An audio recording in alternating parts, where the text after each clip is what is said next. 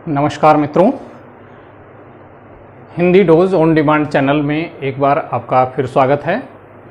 Channel शुरू करने से पहले हम आपसे एक निवेदन करना चाहते हैं कि हमारे इस चैनल को सब्सक्राइब कीजिए, लाइक कीजिए, बेल आइकन का बटन दबाकर उसका नोटिफिकेशन ऑन कीजिए, शेयर कीजिए। अच्छी लगे तो उसे जो भी कमेंट आपको जैसा भी लगा है कमेंट बॉक्स में लिखकर हमें ज़रूर बताइएगा कि हमारी ये वीडियो आपको कैसी लगी है। तो चलिए मित्रों, अब हम आगे चलते हैं। अभी पिछले एपिसोडों से हम व्यंजन संधि को पढ़ते आ रहे हैं। आज हम व्यंजन संधि का एक और भेद पढ़ेंगे और वह भेद है चर्तु संधि। वह भेद है चर्तु संधि और जिसका सूत्र है खरीचय। इस खरीचय में दूसरे सूत्रों की तरह यहाँ भी बिल्कुल वैसे ही ट्रिक काम करती है जैसे संस्कृत के दूसरे सूत्रों में करती है। पहले आप जैसे पढ़ चुके हैं तो खरीचय को समझ लेते हैं हम। खरीचय में दो शब्द हैं, खरी और च। तो खरी को समझ लीजिए। खरी मतलब खर प्रत्याहार। खरी से मतलब है यहाँ खर प्रत्याहार।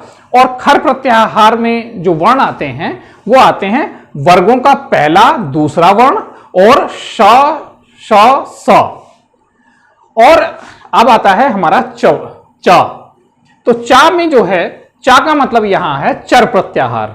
और चर प्रत्याहार से मतलब उसके अंतर्गत जो आते हैं, जो हमारे 5 वर्ग होते हैं। देखिए क्या क्या क्या क्या गई हैं ऐसे। ये जो 5 वर्ग हैं हमारे व्यंजन वर्णों के, उनके प्रत्येक वर्ग का जो पहला अक्षर है, जो पहला व्यंजन है, वह चर प्रत्याहार के अंतर्गत आता है। तो अब हम समझते हैं कि खरीचय का मतलब यहां क्या हुआ। जल प्रत्याहार आप पिछली संधियों में पढ़ चुके हैं। तो इस संधि का नियम यह है कि अगर कहीं पर संधित पद में जो दो शब्दों से मिलकर जो बना पद है, जो शब्द है, उसके पहले शब्द में, पहले पद में अगर झल प्रत्याहार का कोई वर्ण आ रहा है, अगर पहले शब्द के अंत में झल प्रत्याहार का कोई वर्ण आ रहा है और उसके बाद खर प्रत्याहार का कोई वर्ण आ रहा है, खर मतलब ये वर्गों का पहला दूसरा वर्ण या श श स, इनमें से कोई अगर आ रहा है तो झल प्रत्याहार के जो वर्ण हैं उनके स्थानों पर उसी वर्ग का, यानी जिस वर्ग का झल वर्ण है उसी वर्ग का चर प्रत्याहार हो जाता है। चर प्रत्याहार मतलब प्रति एक वर्ग का प्रथम अक्षर, प्रथम वर्ण। तो मित्रों अब इसको हम उदाहरण से अब आगे समझेंगे, मगर एक बार फिर आप समझ लीजिए। झल प्रत्याहार आप भूल गए होंगे कि झल प्रत्याहार के अंतर्गत कौन कौन से वर्ण जो हैं वो आते हैं। तो हमने पिछली संधि में भी बताया था कि झल प्रत्याहार के जो वर्ण हैं उनमें वर्गों का पहला दूसरा तीसरा चौथा वर्ण जो है ये झल प्रत्याहार के मुख्य वर्ण हैं जो संधि में काम आते हैं। तो अब देखिए, अब हम इस सूत्र के अनुसार जो इसका नियम बनता है वो नियम यही है कि अगर झल प्रत्याहार के बाद या झल प्रत्याहार के आगे खर प्रत्याहार का कोई वर्ण आ रहा है तो झल प्रत्याहार के वर्णों को उसी वर्ग का, यानी जिस वर्ग का झल वर्ण है उसी वर्ग का चर प्रत्याहार हो जाता है। चर प्रत्याहार मतलब चर प्रत्याहार का से मतलब वर्गों का पहला वर्ण हो जाता है। अब देखिए, इसको उदाहरण से हम समझ लेते हैं, देख लेते हैं। देख, शरद काले में भी 2 शब्द हैं, शरद और काले है। शरद में देखिएगा पहला शब्द शरद है, इसमें दा आ रहा है और दा जो है देखिएगा तवर्ग का तीसरा वर्ण है, यानी झल वर्ण है।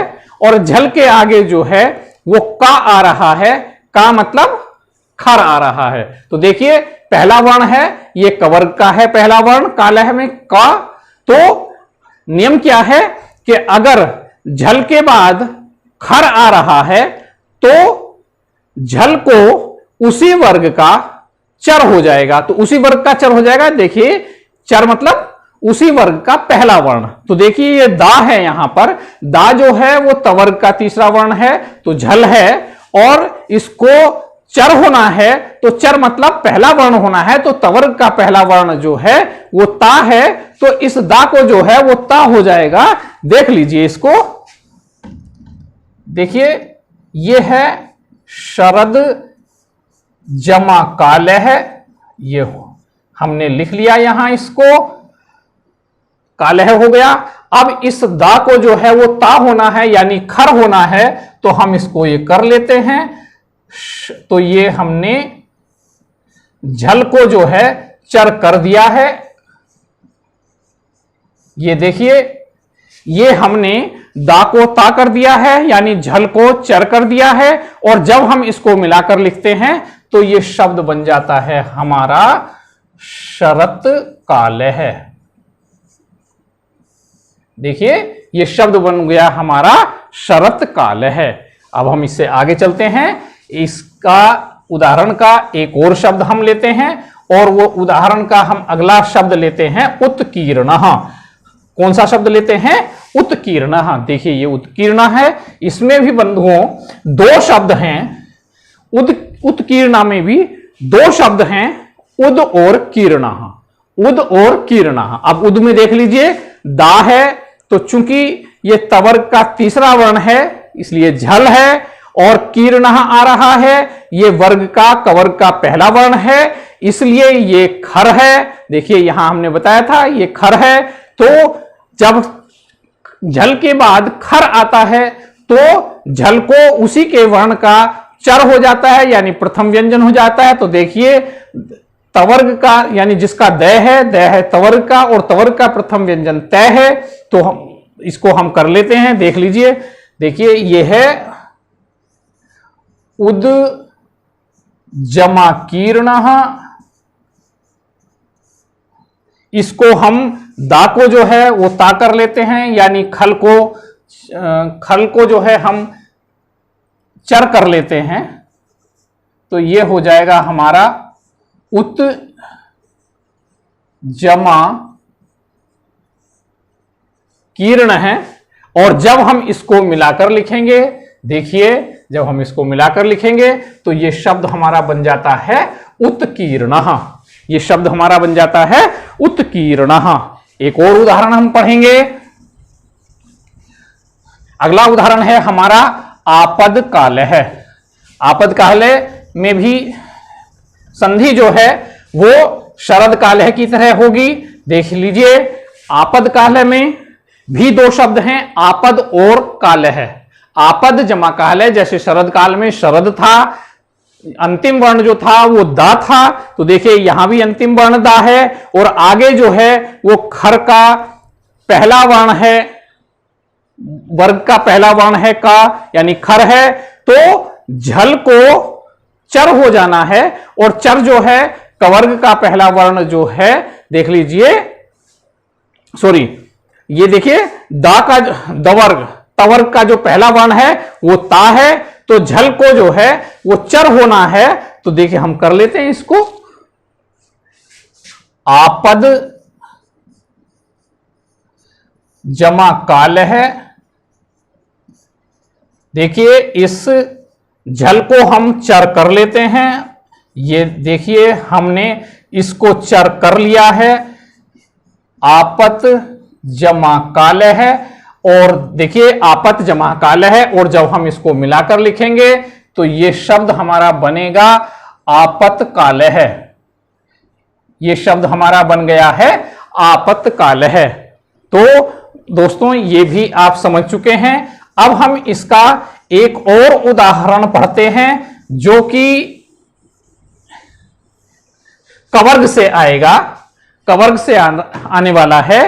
तो देखिए हम इसको अगला शब्द हम लेते हैं दिक्पालह। क्या शब्द लेते हैं? दिक्पालह। देखिए दिक्पालह में दो शब्द हैं, दिग जमा पालह। दिग जमा पालह। अब देखिए पहले शब्द में दिग में गा आ रहा है, और गा जो है वो कवर्ग का तीसरा वर्ण है यानी कि झल प्रत्याहार का वर्ण है और इसके आगे पाल है, पा आ रहा है, तो पा जो है वो पवर्ग का प्रथम वर्ण है, अर्थात ये जो है प्रथम वर्ण, देखिए खर में प्रथम वर्ण आता है तो पा जो है वो खर प्रत्याहार का वर्ण है, यानी प्रथम वर्ण है। तो देखिए अब नियम हमारा यह है कि अगर झल प्रत्याहार के बाद खर प्रत्याहार का वर्ण आ रहा है तो झल प्रत्याहार के वर्ण को उसी वर्ग का प्रथम वर्ण यानी चर हो जाता है। तो अब देखिए इस गा को जो है, जो कि झल है, इसको हम चर कर लेते हैं और चर मतलब इसी वर्ग का पहला वर्ण। तो देखिए ये कवर्ग का है और कवर्ग का पहला वर्ण जो है वो का है। तो अब इसको देखिए हम कर लेते हैं कि दिग जमा पाल है,